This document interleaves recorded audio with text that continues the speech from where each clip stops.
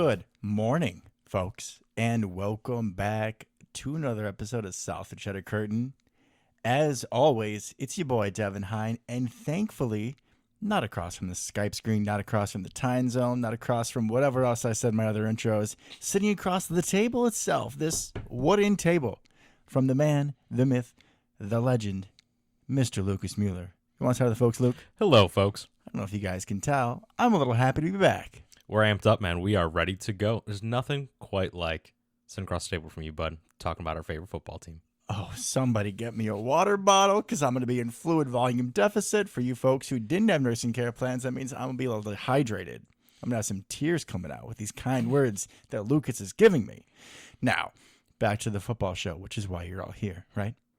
Luke's and mine bromance, just a little bit of a little side thing, right? Yeah. It's a little appetizer for the main course that is the Green Bay Packers. Our Green Bay Packers. Well, last time we saw our boys in action, typical, Packers pulling a Plaxico burst, shooting ourselves in the foot as always, dropping 24-14 in a monsoon game at Lambeau to those Detroit Lions. Little brother wins sometimes too. Yeah, little brother in this case had a growth spurt recently and is trying to beat up on the big bro. So we did not put them in their place this time, but hopefully we'll a little later in the year. It was a tough game. It was a tough game to watch, too, because we got out. We were up 3-0. We were. That was the last time we were up. It's glorious. Then the second quarter happened, and things just unraveled from there. We had the bad pick by Jordan that kind of completely tossed the game aside, right? We had a shot there. I think we were, down 10-3 with the ball. And also, next thing you know, next time we touch the ball, it's like 24-3. Yeah, basically. And, we're not having a good time there at that point. So, really tough game. Hey, look, the Lions are a really good team, and if you don't execute against them, you're not going to win, right? No, I mean, a lot of people are saying they're the best team in the NFL. I don't know if I go that high, but I don't think I'll go three, that far, but I would say that. They are very well-rounded, which helps them even with the loss of Aiden Hutchinson, who was on an absolute all-pro tear to start the year. Defense is still really good, really opportunistic. They have, between the two teams, right, Green Bay and the Lions, we have arguably the top 4 safeties in the league this year, at least the way they're playing, right? They have a phenomenal safety duo, as do we, but really opportunistic secondary, athletic linebacking core really can help do some things on the defensive end. That's not even talking about their juggernaut of an offense that can do anything they want to do. Yeah, Ben Johnson definitely going to be getting a lot more head coaching looks coming in this offseason. Another show's going to be a little different today. Lucas and I were talking, pre-show about what we wanted to do, but I think it's only right that we go back to I think and I know because that's who we are. Here we go. I know. That we're fine. We're fine, folks. All right? This Lions game, as I said, was another perfect example of why you should not carry your firearm loaded in your pocket. Talking about you, Plaxico Burress. 2 mentions on one show. Good for you, man. He's catching a lot of strays right now. Indeed, he is. He caught his own stray, too. See what I did there? You're welcome. That was pretty good. We look at this game. What do we see? We see 4 or 5 drops by receivers. Oh. We see the loss of Josh Myers actually affecting us, which we'd never thought that we would say with Elton Jenkins. 4 or 5 horrendous snaps. Which I honestly, real quick, think wouldn't be an issue if we weren't playing in a monsoon. Probably not, but I definitely felt it. And I was definitely like, well, shit, I thought I'd never say. I miss Josh Myers. Hey, he's been decent this year. And also, even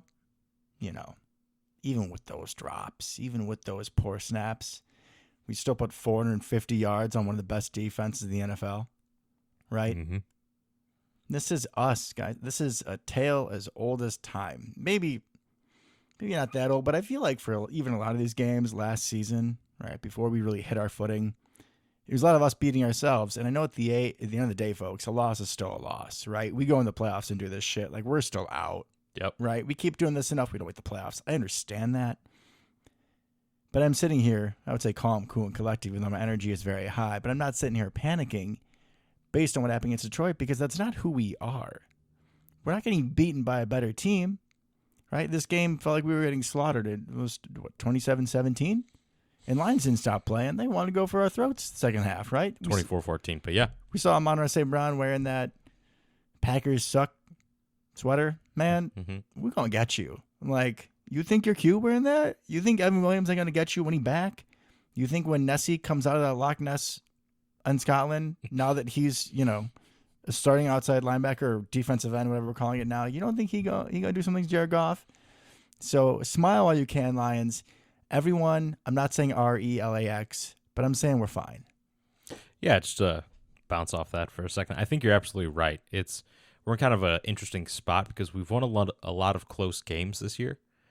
However, well, real quick, I saw something online that said if you reversed the outcome of every one-score game, like what would the standings be?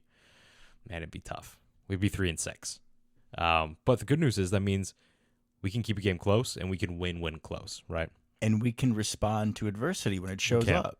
Which this is probably not quite the same marker as it was when we played the Vikings, but that's now a couple games we've, in the first half, got kind of punched in the mouth, and we didn't give up, right? We didn't win, but we didn't give up. And, you reverse a couple plays, and we're right there, right? I believe we missed a field goal and the pick six. Oh, that's 10 points. We lost by 10. Look at that math. Right? So we're right there. We just need to put it together. I'm going to throw another missed 3 opportunity. So after the pick six, we were driving the ball again, and Chris Brooks didn't get out of bounds. Oh, yeah. And Chris Brooks at you want to call it a drop touchdown. What would have been touchdown? Mm-hmm. You want to call it Jordan placed the ball at all? But I'm pretty sure, this is 2 weeks ago and Devin mentioned stuff, but I'm pretty sure Chris Brooks got his hand on the ball. And if we're trusting you to be the third down back, then do your damn job. Well, yeah, we should get into that running back room here in a minute. So I think we did the right thing trading Preston. I don't want to forget to talk about it, so I'm going to use it as my thing. You just went right into your I think. That was a pretty smooth transition. I did. Thank you. I think we did the right thing trading Preston. So we traded him to the Pittsburgh Steelers for a 7th-round draft pick. Okay, cool, fine, whatever. That's not a lot, right? Salary dump.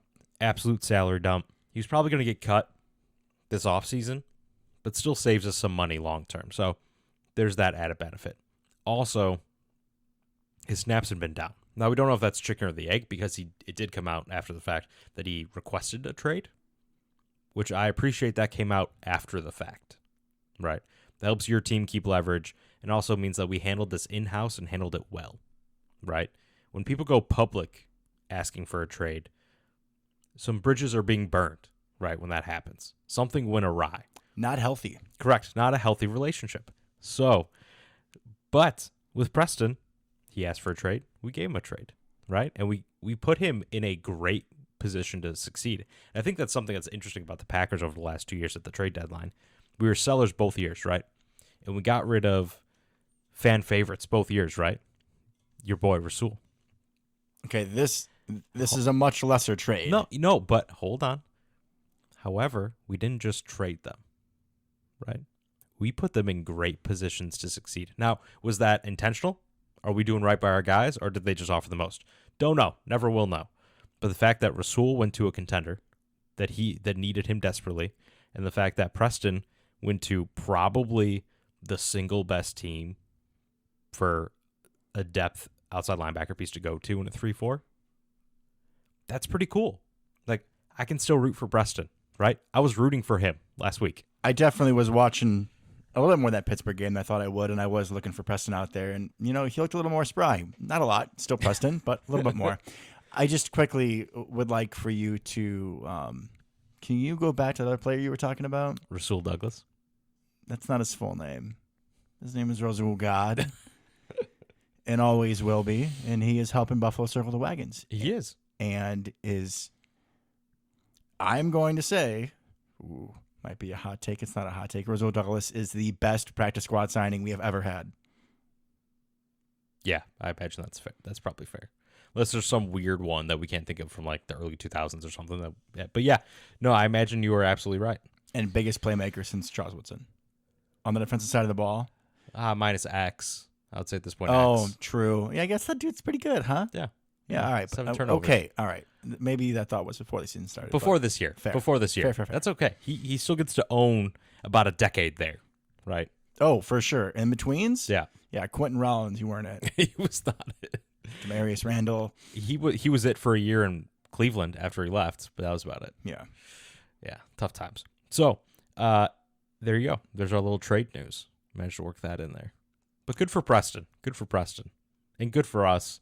Hopefully, kind of like last year, this opens up a even wider opportunity for the young guns. Nessie and Igbare, who those two were all already getting a lot of run. Now they're going to get more, right? One of them is now starting. You got to kind of see it if you're Nessie and Angabari. Like, it's on us, but also, like, the coaches are seeing something in me enough where they are making this move. But now it's on us, and we got to step up. Exactly. And now we're going to see Mosby or Cox or both of them, right? Mosby had a nice... Do you have a sack? I think he had a sack. Against the Lions. He had a nice little play. So we need one of them to step up as well, right? And I think at this point, I kind of know what Enikbari is. I hope he surprises me and does a little bit more, and I'm fine with that. He was a 5th-round pick. He's already way outplaying expectations. Mm-hmm. It's really Nessie that needs to step up. And can one of the two young guys in Mosby and Cox, can one of them step up to the plate and be a solid rotational edge rusher? We're about to find out. We'll see. Now, I know that we are entering the back half of the season. The bye week is come and gone. And a lot of people don't quite have this yet in the back of their minds, but maybe when you start thinking about these things, folks, is that it's going to kind of becoming almost tryout season because we're going to have some contracts that are expiring. Oh, okay. We got to start thinking about Quay Walker, Devontae Wyatt, Eric Stokes. 5th-year options on the first two. And I know that it would behoove a lot of us that really care about the depth and the X's and O's of the roster, which is why you listen to the show. You just pay a little bit more attention to certain people out in the field because it's going to be decision time, and these are your tryouts in-house to decide whether we're going to keep investing in you or not. Those names you just mentioned. I think that Devontae Wyatt has done some good things this season. Quay Walker continues to be running backs going in that hole. I'm going to go in another one. Eric Stokes continues to get boxed out by tight ends like Sam Laporta on a simple in route. My God. So it's just going to be interesting watching going forward. Not only how the team succeeds, how we look on the field, but also a couple of these guys who are going to have decisions to be made. You're going to put some makeup on and make yourself look a little better before you go out to dinner? Or are you going to roll out of bed and not do your hair and not brush your teeth? It's up to you. So really interesting point there. Just to break it down for everybody for a quick second. Stokes' contract is up after this year, I believe. So we can either choose to let him walk or not. Walker and Wyatt, since they were also 1st-round picks, we have the option to pick up their 5th-year option, right? Mm-hmm. So the way 5th-year option works is for rookies picked in the 1st round, the team has an option to pick up the 5th year of their contract, or they can let them walk after 4. If you pick up the 5th year of the contract, the price goes up significantly. It's not crazy. It's not like a franchise tag amount of money, but it goes up. It's kind of like a 1-year tryout kind of thing if you're not sure. Correct. You hope that by then, which is what we did with Jordan, you can work out an extension potentially before you actually play out fully that 5th year. But the 5th year can give you an extra year to figure it out. Those two in particular are really interesting. I think Stokes we probably let walk. Although they keep playing him over Valentine. I don't know why. So stop doing that, please. But Wyatt and Walker, man. I don't know. So no matter what, they're both going to be with the team next year. Unless you trade him or something or cut him. But we're going to have this decision about the 5th-year option, which is why I brought them up now. It'll pretty much tell you if we're going to keep them past 4 years, right? It's pretty rare to let a 5th-year option go, decline it, and then still end up re-signing them. That doesn't happen a lot because you're already showing you don't have a ton of faith in the player. And you don't want to pick up the 5th-year option like we did with a certain safety not too long ago and then have them not perform to that contract. It's savage. So we don't want that situation either. You got to be smart with that 5th-year option if you're going to pick it up or not. Of the two, I think I'd lean Wyatt. Smart man. Bro, did you forget that before he went out with injury, he was leading the team in sacks? What? Hold on. Something that also goes into that is it's hard for me to pinpoint exactly how long I think Wyatt's going to be good. It's hard to forget how old he was coming into the draft. I think he turned 25 his rookie year. So we're talking about fifth year in the league. Dude's going to be 30, right? As an interior defensive lineman that uses explosiveness. How good is he going to be in year 6, 7? I don't know, man. Defensive linemen, they can kind of stick around and be useful for a while, man. You got the Buffalo Bills turn out people and they're like 33, 34. It all depends. You can still do some work. We're getting to the point where it sounds crazy. Devontae Wyatt's still a young new player, right? But he came out really old, right? And that's why we don't pick people that old normally. So in theory, that physical peak can end sooner. And we haven't even gotten to Devontae Wyatt's peak yet as a player, which is kind of what worries me. I think I would personally probably still pick it up because disruptive interior pass rushers can be a challenge. And if he has a good back half of this year, like you're talking about, I think it's a no-brainer. Quay, though, man, I don't know. I think I'm getting close to just. It was a fun 4 years, bud. I'm at least to the point where I want Edgerrin Cooper starting over him, which we've been at that point for weeks now. We have been, but let's table that because we're going to talk about our rookie class. So let's just table that for a second. Do you want to give another I think or no? You want to jump into rookies and stock up, stock down? Oh boy. Okay. Well, I think that as much as it hurts me to say, I think on some level we may have made the right choice with Josh Jacobs versus Aaron Jones.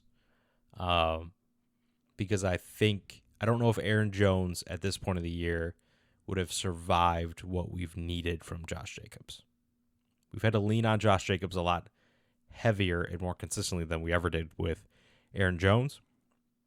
And especially given some of our weird running back depth issues we've had this year with A.J. Dillon, neck injury situation being out for the year, and Marshawn Lloyd, which we'll talk about in just a second, injury issues, and now he just had appendicitis, so we don't even know when or if he's coming back this year. Oh, he has appendicitis now too? Yeah, that came out like yesterday. Gee, he was just practicing again. Are you kidding me? I think he had appendicice, yeah. Oh, call the show. Are you shitting me? We get a scat back. We get a 5'9" scat back, and we're not going to see him until next year. So here's the really, okay, we'll get into the nitty-gritty right now.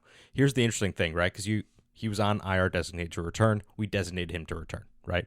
That means you have 21 days to sign him to the active roster. But he got hurt again. Well, it's not, he didn't get hurt, but he got appendicitis during that time period. He's hurting. Appendicitis does not feel good. Trust me. He will not be healthy, probably, ready to play at the end of that 21-day window. If you do not activate them, sign them to the active roster, at the end of that 21-day window, he's out for the year. So apparently the Packers have been in talks with the league being like, bro, can you help us out a little bit? This is a weird situation. So we may not see him. So all that being said, I'm glad we have Josh Jacobs we can kind of run into the ground a little bit if we need to, because Aaron Jones would have had a very heavy load otherwise. So if nothing else, and trust me, I miss him, miss the explosiveness. Josh Jacobs has some in like a weird slow way where he's just really hard to tackle, and he'll do his little jump cut juke situations and get 20 yards. It just takes forever for him to get there. So I miss some of that hot knife through butter aspect, which I was hoping to see from Lloyd, and who knows now. But if we need to, and we have needed to, 20, 25 carries, here you go, Josh. And we have needed to this year more than most. So I think hindsight being 2020, that was probably a good call.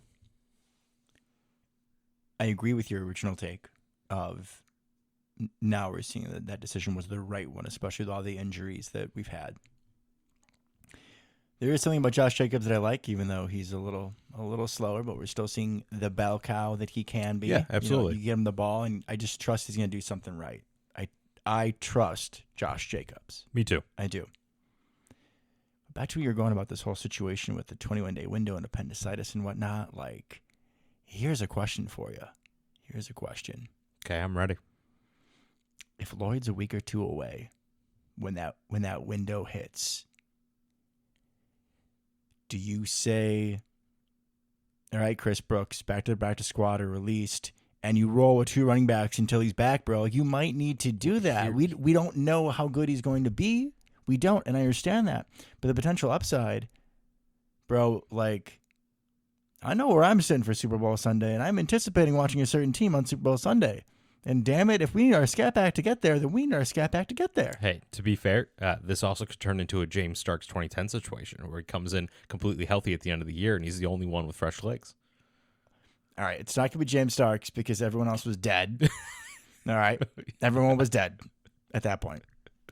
What was it? God. So, Brandon Jackson. Right? Brandon Jackson, who did have a screen for a touchdown in the Super Bowl, I think. John Kuhn, trying to play him at running back. Not great.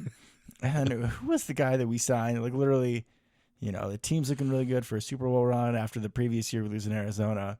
And Grant tears whatever out for the season. Yep.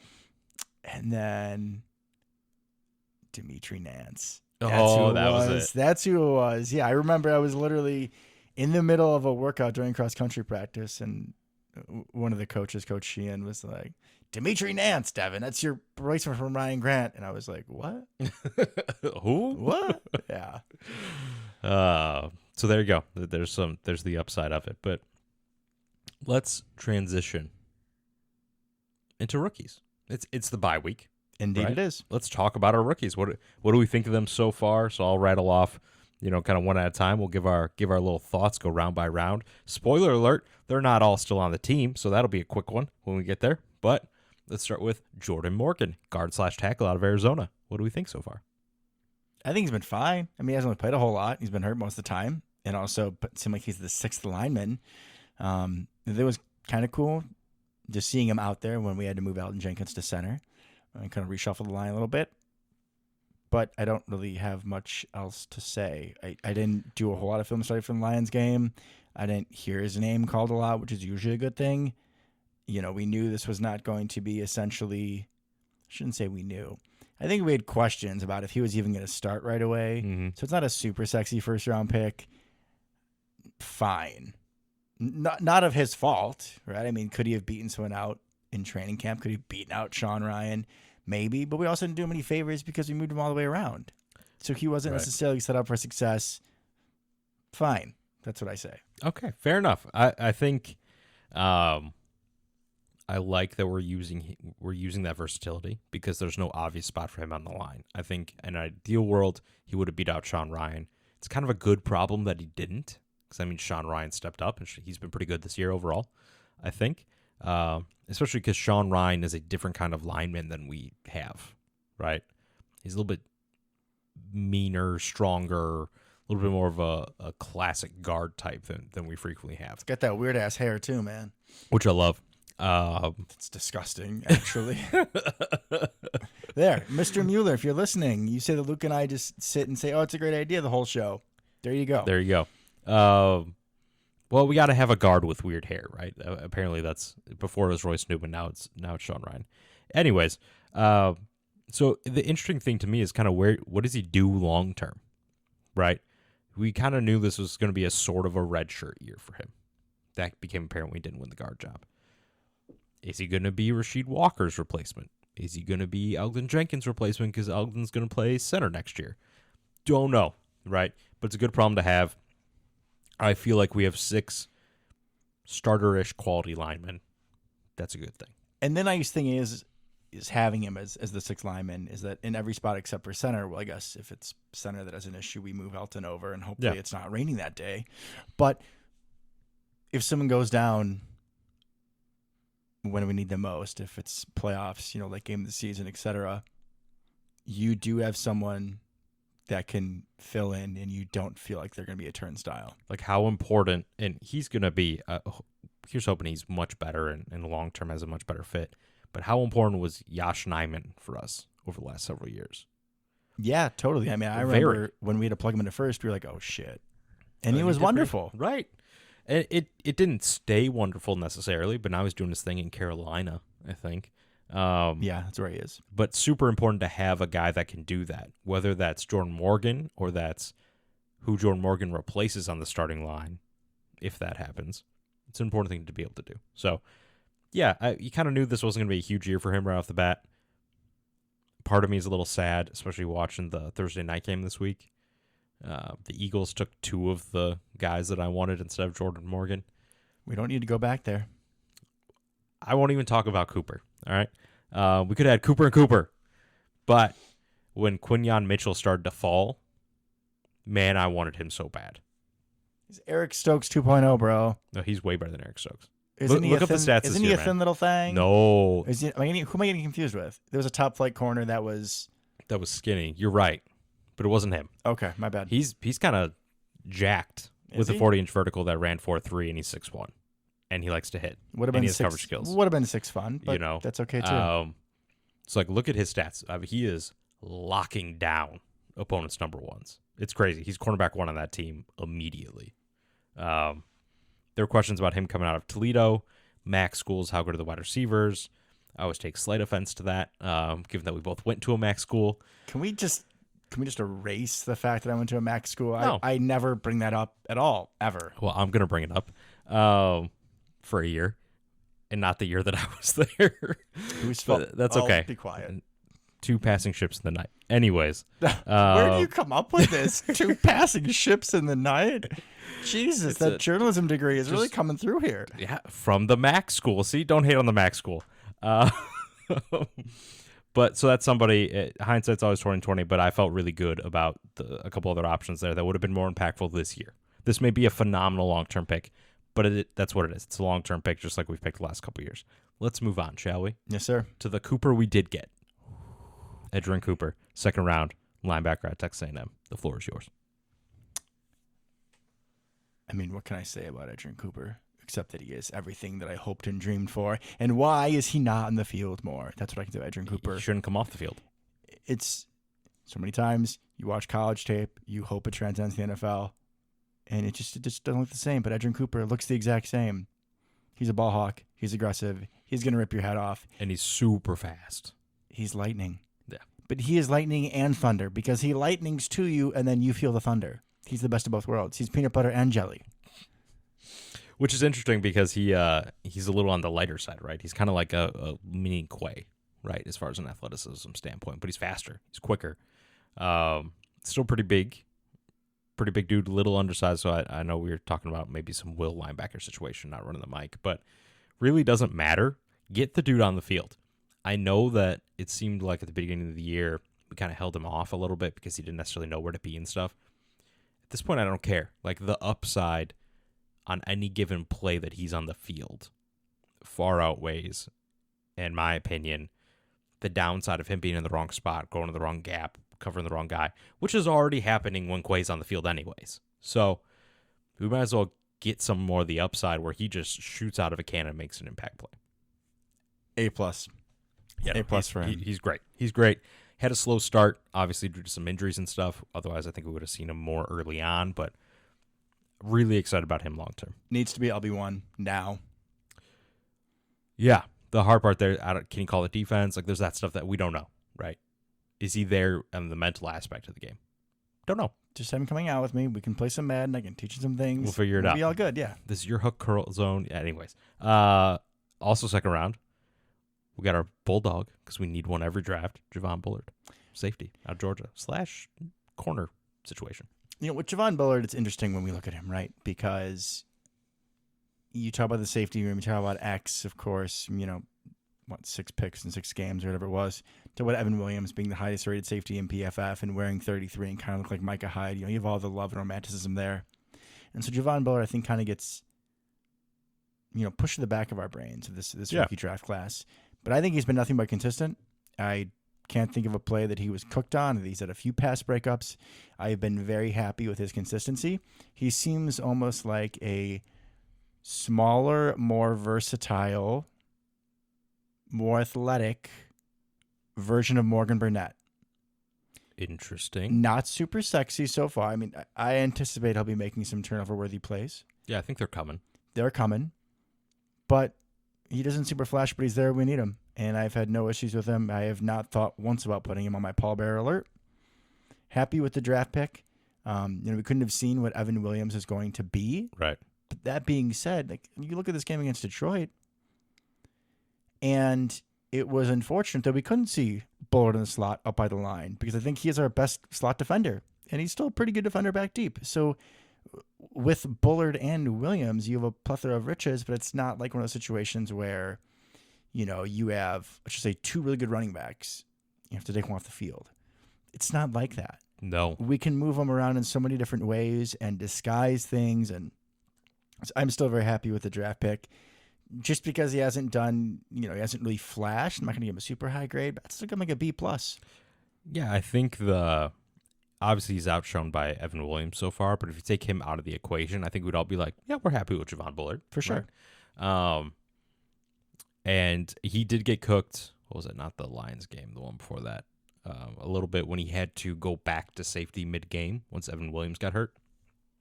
He got cooked a couple times then. But I think some of that was just he had been preparing all week and had been playing slot for several weeks at that point, and all of a sudden mid-game go back to safety. Things didn't go great. You gotta remember, you can't let someone go when you're back there. When you're in slot, you got someone behind you. When you're back deep, you don't. Maybe he just had a little Devin Mencha. Maybe me and Javon are brain twins. I don't know. Maybe, but I think the best is definitely yet to come. Turnover-worthy plays, all that kind of thing. It does seem to be in the right spot most of the time. I think long-term, him and Evan Williams are going to be awesome, man. Like, really excited about that.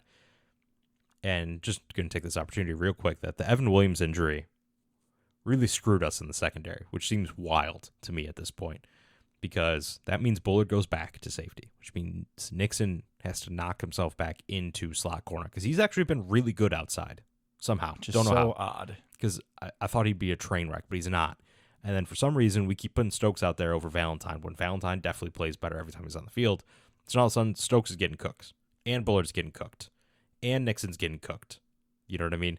At a higher rate than if they were all playing their natural, I guess, question mark, because Nixon's weird position. So I'm excited. I think Williams is back this week, it sounds like. I'm excited to see everybody kind of go back to where they're playing really well. Yeah, I mean, he's been wonderful. All right, what's the next pick? Next one is Marshawn Lloyd, who we kind of already touched on, so we can get through this pretty quick. Yeah, he looked good, kind of. He had one really nice run that got called back, which is unfortunate. But now, third round, Tyron Hopper out of Mizzou. He's been good on special teams. I've been curious to see him at linebacker, but really haven't. So this is just kind of a little bit more of a question mark. I don't know. Yeah, a little bit long-term play here, I think, because you're dealing with potentially the loss of Wilson and McDuffie and potentially Quay in the coming year or two. I think Tyron Hopper really, that's when we'll find out, starting next year. He felt a little bit like a raw prospect, needs to work on his pass coverage. So correct. Him having a year to sit perfectly is okay. fine with it. But also, if he comes in for a reason, I'm excited. Yeah, I look forward to seeing him at some point. Evan Williams. I mean, what else more do we need to say? I mean, dude's going to be a team captain in a year. He's so good. So good. Shock of the draft, right? Because I think a lot of people thought, it was a reach. Most people had him graded out as like a 6th-round pick. Not super athletic. Wasn't super flashy at Oregon. And all of a sudden, the dude just makes play after play after play. He's everywhere. Him and X. And then that gave us the ability to drop Bullard down. Something I don't think we ever really saw coming necessarily. Love it. 5th-round pick, center out of Duke, Jacob Monk. Hasn't done anything. Next. Excited long-term. Okay. Could start next year. I like the last name. Monk is a show growing up, a little detective. Could start. A little comedy, but also serious. I like it. Great That's show. Solid show. Round 5 out of Oregon State. Safety, one we were really excited about, Ketan Oladapo. I love me some Ketan. And we haven't seen him at all. He's a 6'2 safety. And Madden, I'm always drafting safeties over 6'2 or 6'3. Just something about a big thumper that I love. And he's fast. It's really interesting long-term again. Curious how we use him because he's very different from the archetype that we have at the rest of the safety room. So do a lot of sub-linebacker stuff maybe starting next year. Excited. Great depth piece. We have too many cool safeties that I want to see on the field. I want like 5 of them on the field at all times now. We can't do it. But totally. Fun. Travis Glover, 6th round out of Georgia State, offensive tackle. Don't know, right? Yeah, hasn't done anything. Yep. Which is fine. That was kind of a project player. It was good though. I like that we were still taking these shots on linemen for depth. I mean, it's better than, having certain linemen that we've had. Royce. And hey, Rasheed Walker was a 7th-round pick. Like, keep taking those mid to late round linemen. Some of them will turn out. A lot of it's just at this point in the draft, it's just dart throws. Yeah. Just dart if they throws. turn into something. Keep on throwing them.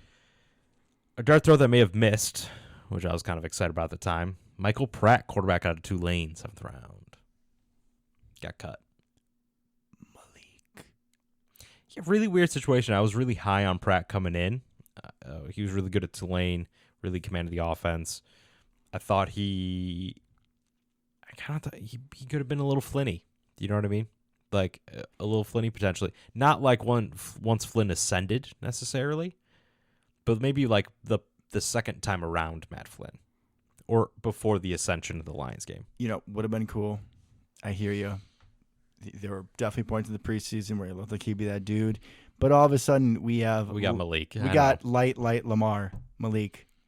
Well, kind of heavy Lamar. He outweighs him by like 20 pounds. Okay, but like the way he moves around in the pocket and just makes plays, like, did not expect anything of the sorts. Malik has been such a godsend. We'd have 2 more losses without him. Without him and McManus, you pointed out before, this season would be lost. So, like, I know Pratt would have been cool. His hairline kind of freaked me out, being like 23 and balding. But, oh well. Yeah, it's just tough tough pill to swallow because I was wrong on that one. But hey, he's the backup in Tampa Bay, I believe. So good for him. Mm-hmm. And then now, interesting pick, 7th round, cornerback Kalen King out of Penn State. Is he practice squad? You Yes. still have him? Yeah, he's on the practice squad, slot corner. I don't have much. What's interesting, and maybe it's because it was an outside corner that was hurt when Jair was hurt a few weeks back. We activated someone I've never heard of before. Right. Instead of Kalen King, which I guess if Kalen King is really just more of a slot corner, maybe this is before we were thinking about moving Kushan inside. Maybe Kalen King was banged up. I don't know, but it was a big surprise to me that we activated a corner for depth that was not Kalen King. We were both pretty excited from him coming out of the draft. It seemed like, you know, if he came out his junior year, he would have been a first round pick. Yeah. Things changed up at Penn State a little bit. It was Joey Porter, right? That was the corner opposite of him. He was the opposite side. So then all of a sudden he's going to have the number 1 targets, and the defense as a whole wasn't very good. So there's a lot of questions, but there's potential there. I would like to see what could happen, but we don't really have anything to say about Kalen King. I think at the time I thought long-term Keyshawn Nixon replacement in the slot. He played outside mostly at Penn State, but he's a little undersized, so he's going to be a slot in the NFL probably. Yeah, really interesting. I kind of liken him to a little bit of the defensive version of a Dontavian Wicks, where if they'd come out a year early, they would have skyrocketed up draft boards, right? And then they stayed. They had some not great situations, very different, but not great situations their senior year. Really dropped production, didn't play as well for a multitude of reasons. If you can unlock it again, though, you have a starting caliber cornerback in the 7th round, which is crazy. We got one last year with Valentine. Like, let's just keep it rolling. It was worth a flyer. And it's interesting that you make the comparison with Dontavian Wicks, because cornerbacks are known for having very bad hands, and, there's a shot at Dontavian Wicks. Man, because why you got to do that, man? Lucas, when you explain to a child, what does a wide receiver do? Catch the football. Oh, that's right. It's your goddamn job. To be fair, our wide receivers, all of them have been dropping. I'm going to blame Dontavian. Specifically. I mean, he has had a plethora, Mr. Journalism, a plethora. You also dropped Behoove earlier, so that was a nice little shout out. But you're on a roll, so I didn't want to say anything. Thanks, bud. Appreciate you. All right. There's our draft class. Now let's just go, little game. Stock up, stock down. How you want to do this? Let's do it. Go for it. Okay. You got to start talking about people, though. My first one was going to be stock down on Tavian Wicks, but we've already kind of gone through that. I mean, we'll say comes back from injury, but I'm definitely saying stock up Devontae Wyatt. I've been a big supporter of him. He was leading the team with sacks before he went out. Mm-hmm. Show more of that explosion. He was much more effective than Kenny Clark for this first half of the season. We'll see if he comes back from injury. But Devontae Wyatt has been showing us why we drafted him out of Georgia. We did know that he was probably going to get a big bump in productivity and just play style with Jeff Hafley's style, with the attacking style of defense that he has. That's what Devontae Wyatt is. He's a gap penetrator. He's going to get in the backfield and make problems, and that's what he's done. I'm going to go in kind of an interesting direction. So far through the season, stock down, Christian Watson. He hasn't done anything. We haven't really asked him to do anything, so that's kind of part of the problem, I think. we've lost like really all creativity when using Christian Watson because of Jaden Reed. Jaden Reed gets all the fun stuff. I'm going to counterpoint that. There's a lot of shit that Dontavian Wicks get that we could be using Christian Watson for. I know I'm quoting Bukowski, which is fine, and another usually okay mind. I'll give him some credit. There's a lot of stuff that we're still dialing up for Dontavian where we could send Christian Watson there instead. Yeah, that's kind of my problem, right? We've turned him into MVS, and he's not MVS. Yeah, MVS. Oh my God! Had Devin, two touchdowns for the New sorry. Orleans Saints. I know that we were a little worried about me. I didn't bring up Josiah. I'm so sorry, guys. Against Jacksonville. I'm sorry, folks. I've been a little under the weather, but your boy Devin Hine is fucking back, and MVS was back too, revitalizing Derek Carr's career. 2 touchdowns for the Saints, and one of them was a deep bomb, and the other one was set up by a deep bomb by MVS, and then he caught like a 2-yard slant in the end zone because he's back, baby. Anyways, we're just using Christian Watson to like clear out, but he's been really the most reliable hands on the team this year. I mean, he had a couple nice possession catches, I think, last couple weeks across the middle, and we're not running drags with him anymore. We're not giving him, I think he's only rushed the ball once so far this year. Like, all that stuff's going to Jaden Reed, which is great. Jaden Reed's awesome, but like, let's not turn this super interesting dynamic weapon into MVS when he could be so much more than MVS. So stock down Christian Watson, but it's not your fault, man. Keep your head up. I'm just settling myself after your little MVS comments there at the end. Stock down Eric Stokes. No big surprise here. Oh, God, yeah. Why are you still seeing snaps over Carrington Valentine? Why are you letting Sam Laporta get the best of you on an in route? Why are you doing a lot of things that you do, Eric Stokes? I mean, you seem like a really good teammate, and I enjoyed your press conferences at the end of last year and throughout the offseason. I got excited for you again a little bit. Didn't want to share that. And then you just let me down. Man. I completely agree. Yeah. Like I've said multiple times throughout the show, I want more Valentine. I want less Stokes. Yep. I mean, I think he's fine as depth. I don't want him to start. Mm-hmm. Stock down-ish. Isaiah McDuffie. Yeah, I'm going to go there. Because I think long-term there's not a spot for him. And he hasn't necessarily stepped up the way I think a lot of people hoped he would, coming from being the only player who's played for Jeff Hafley before. Yeah. Right? A lot of people thought this is going to fit him perfectly. He's going to get all the snaps. He's going to be awesome. He's played in this defense. And he's been fine. He flashed, especially earlier in the year. But recently, kind of been nowhere, right? Hasn't really done a ton. Eric Wilson's getting a lot of snaps. And some of that is also just the ascendance of Cooper, right, of edge, which is great. But it's going to come at the cost, I think, of McDuffie. And long term, there's really just no place for him to be on the field at this point. But you also have the factor of stock up Eric Wilson. There you go. Once Set again, you he up took for that over one. like 2 or 3 weeks ago, man. He was everywhere. And that's the hilarious thing. He doesn't seem to play well when he has to like play a ton. Put that boy in for 8 snaps, though, and he's going to get an interception and a fumble recovery. He is the fullback on defense. He is a folk hero, and I love him. Yep. So shout out Eric Wilson. You are way more useful than I ever thought you would be. Like, I just think that at some point in this run, whatever is going to happen, either it's going to be when they're subbing Cooper, or maybe like, Cooper gets the wind knocked out of him and he's out for a play. It's nothing serious, but Eric Wilson's going to come in and have a play that saves our ass. Yeah. At some point in this magical run that we're about to go on, Eric Wilson's going to do something. You can mark my words, folks. Spoilers. I've been pretty negative. I've done 2 stock down so far, so let's go stock up. I haven't talked about him yet. This may be the only episode that I've gone, what are we at now? 43 minutes in an episode without talking about my boy. I have no idea where this is going. My boy, Tucker Kraft. Stock up. My guy. Phenomenal. I'm sorry, Luke Musgrave. Like, you have been replaced in my heart. You are tight end too.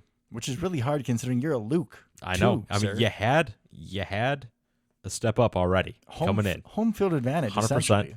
You can run down the seam, which is all I wanted our tight end to do previously, which is run seam routes, right? Go back and listen to me complain about Josiah. And you leave Josiah alone. Now you've been replaced by Tucker Kraft because he's awesome. He is actual Kittle Jr. Like, this is This is really happening. And he's as crazy as Kittle too, which I 100% love. he is. Wants to burn people's houses down and just decided this offseason, I'm going to just stop being tackled by defensive backs. That's it. Yeah. I'm done now. Yep. I'm done being tackled by defensive backs. That's enough of that. Which I love. And you always worry about FCS players kind of making that jump, and he looked really rough apparently at the beginning of last year. Didn't know where he was on the field, didn't know what to do. Obviously came on in Luke's absence last year. That now he's taking it. Like, he's our tight end, right? Mm-hmm. Luke, when he comes back from injury, whenever that'll be, hopefully he starts getting worked in, because I think he's still a very dangerous piece, right? But, I mean, Tuck Craft can do it all. So, he's my guy. It took me too long to bring him up this episode, but shout out Tucker Craft. We're here, Tucker. We got there. All right. I don't have any more, so I'm okay to just do a little Bears preview. On to the Bears, man. I mean, they got some stuff going on over there in Hallis Hall, down here south of the Cheddar Garden. Yeah, they had ups and downs until we had the old Tyreek Stevenson celebrating in the middle of the Hail Mary play, and then that was hilarious. The gods decided that it would be him who deflected the ball to, was it Noah Brown? I think so. Yeah, which is really funny. It's funny that he's there and doing things. Good for you, Noah Brown, former Cowboy. Yeah, things have kind of fallen off the bus, and they put up 3 points last game against New England, who has like 4 players on that team I could name. And one of them's Drake May. One of them is Drake May. Yeah. Yeah. Caleb Williams. I feel like a lot of the draft talk around him talked about how he's an improviser.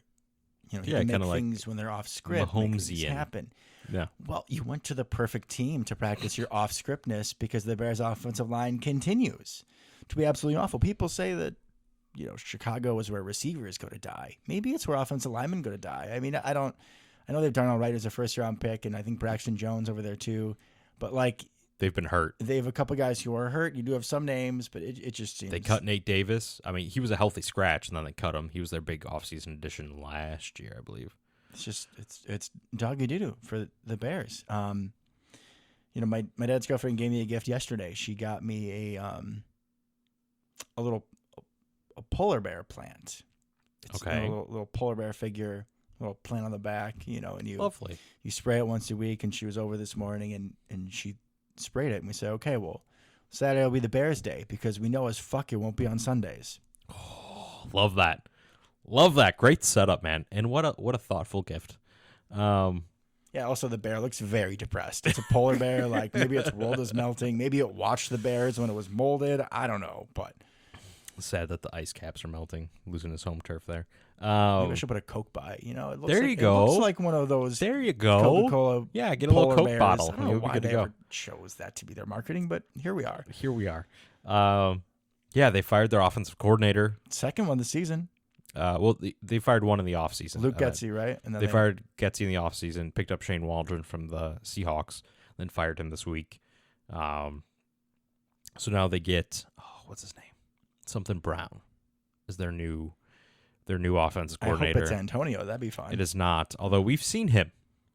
He actually was he stepped in as the offensive coordinator, play caller, when Frank Reich got canned in Carolina last year, and he called plays against us when we played Carolina. Okay, but what's his face? Their best game was also calling plays. Joe Barry was. Yes. So I'm just saying, we have seen him before. LaFleur said they're going to watch some tape of that game, just kind of pick up some play caller tendencies type of situation. But throw it Eric Stokes, I feel like that'd be a good one. That was one of the games he was back for, wasn't it? Yeah. Yeah. Caleb has not looked great. They gave him all this offensive talent. You got DeAndre Swift, who's picked it up recently. You got Roma Dunze, the first-round pick. You got the corpse of Keenan Allen at this point. You got DJ Moore, who's awesome, but doesn't seem to want to play a ton anymore. He's got some Randy Moss in him, quitting attitude. But he never did until this year, which is weird because, dude, you've been in Carolina and Green Bay your whole career. You've never seen a good quarterback, and now you're pissed. Okay. He's been in Carolina and Chicago, Lucas. Well, I know it just feels like now, year 7 is a weird breaking point. You said he was in Green Bay, and then you mentioned he's only seen poor quarterback play. I apologize. Slip of the tongue. Then. I know I missed a slip of the tongue, but that was one we needed to get through together. I apologize. Thank you for helping me with that. Yep. So weird for him to become a diva now. It's weird timing, but the locker room is broken. I've listened to a lot of Chicago sports talk over the last week or two, and Yeah, they're saying stuff that you don't say to the media. Yeah. They're broken over You know, there. if you're in an unhealthy situation, you're really not going to be your best self. That is the way it works, unfortunately, and currently it seems like the Bears are in a toxic relationship with Matt Eberflus. So we'll see. Maybe we can be the ones to rid them of that this week if we can destroy them again. But it'll be interesting. You always got to worry about the little bump that teams get post firing someone. So hopefully that doesn't really turn up to be much. They still have a solid defense, even though Tyreek Stevenson is not the smartest man in the room. He's a pretty good up and coming corner. He is a good cornerback. Yeah, Kyler Gordon's good in the slot, and then Jalen Johnson outside is really good as well. Decent linebackers that they overpaid for. Strong defensive line. I like Brisker in safety. Is he hurt? He's hurt, so thankfully we won't be playing him. That will help. Thump daddy. Kevin Byard is their other safety, who's good but over the hill. T.J. Edwards and Tremaine Edmonds in the linebacking core, overpaid but pretty good. I do love Tremaine Edmonds. Montez Sweat, you got to worry about a little bit, and then they've had some Javon Dexter from Florida has really been picking up kind of the middle of their defensive line. So strong defense. Their offense has done nothing. Caleb's only got shade under 1,800 yards, 9 touchdowns, 5 picks. Yeah, Jordan's crushing him in all stats and has missed 2 games. So not great over there, and he's looked really bad, like missing easy plays in the flat, dump offs. Not good. The only thing they could complete last game were like 5-yard outs to Keenan Allen. They were open every single play, but that was pretty much all they could get going. So it'll be interesting. Hopefully, we're playing a wounded animal. Let's put the bear out of its misery. 31-10 Packers. Ooh, I like it. Nessie, sack and a half. Keyshawn, interception. Christian Watson, 2 touchdowns. I'm going to go. Let's go 27-6. Okay. I don't think they get a touchdown. I think they get 2 field goals. I think we keep them out of the end zone.